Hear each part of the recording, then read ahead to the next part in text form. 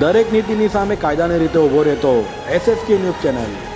સુરતમાંથી ફરી bank kit વિદેશ મોકલવાનું કૌભાંડ ઝડપાયું છે। સુરતમાંથી દુબઈ મોકલાવાતી કીટના 2 આરોપીઓને પોલીસે ઝડપી પાડ્યા છે। સુરતમાંથી ફરી બેંક કીટ વિદેશ મોકલવાનું કૌભાંડ ઝડપાયું છે। સુરતની કાપોદ્રા પોલીસે રાજસ્થાન વાયા દુબઈ જતી કીટનો કૌભાંડ ઝડપી પાડી 2ની ધરપકડ કરી છે। સુરતની કાપોદ્રા પોલીસની સૌથી મોટી કાર્યવાહી છે, જેમાં બેંકની કીટ વિદેશ મોકલવાનું કૌભાંડ ઝડપાયું છે। સાયબર ફ્રોડ માટે રાજસ્થાન વાયા દુબઈ બેંકની કીટ મોકલતી હતી। ભારતની બેંકમાં ખાતું ખોલી વિદેશ બેસી ઘટનાનો ઠગો અંજામ આપતા હતા। તો હાલ કાપોદ્રા પોલીસે 2 આરોપીની ધરપકડ કરી છે।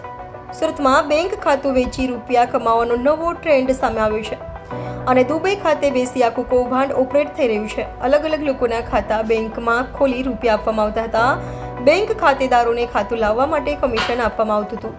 બંને આરોપીઓ પાસેથી પોલીસે કેટલાક ડોક્યુમેન્ટ કબજે કર્યા છે। સુરતમાં ઓનલાઈન અને બેંક મારફતે ચીટિંગના કેસો સતત વધ્યા છે અને સુરત શહેરમાં ગુજરાતમાં ડિજિટલ ફ્રોડમાં પ્રથમ નંબરે હોય તેમ લાગી રહ્યું છે। મહેરબાન પોલીસ કમિશનર શ્રી સુરત શહેરનાઓએ આપેલ સૂચના અનુસંધાને ઝોન 1 વિસ્તારમાં બનતા મિલકત સંબંધી તથા સાયબર ફ્રોડના ગુનાઓ અટકાવવા સારું માર્ગદર્શન અને સૂચના આપેલ, જે અનુસંધાને કાપોદ્રા પોલીસ સ્ટેશનના પોલીસ ઇન્સ્પેક્ટર શ્રી MB અવસુરાનાઓને તેઓના સર્વેલન્સ સ્ટાફ તથા અંગત બાતમીદારોથી બાતમી હકીકત મળેલ, જે બાતમી હકીકતના આધારે કાપોદ્રા 4 રસ્તા પાસે આવેલ મંગલદીપ કોમ્પ્લેક્સમાં પાસે એક સ્કોર્પિયો ગાડી ઉભેલ, જે ગાડીમાં બેઠેલ 2 ઈસમોની પૂછપરછ કરતા અને આ 2 ઈસમો જેઓના નામ અવનીત ઠુમ્મર તેમજ આયુષ વસોયાનાઓ જણાવેલ, આ બંને ઈસમો તેઓના મળતિયાઓ દ્વારા અલગ અલગ વ્યક્તિઓના પાન કાર્ડ તેમજ આધાર કાર્ડનો ઉપયોગ કરી અલગ અલગ બેન્કોમાં કરંટ તથા સેવિંગ્સ એકાઉન્ટો ખોલાવી અને આ એકાઉન્ટો સાયબર ફ્રોડ તેમજ ગેમિંગ માટે ભાડે આપી અને પોતે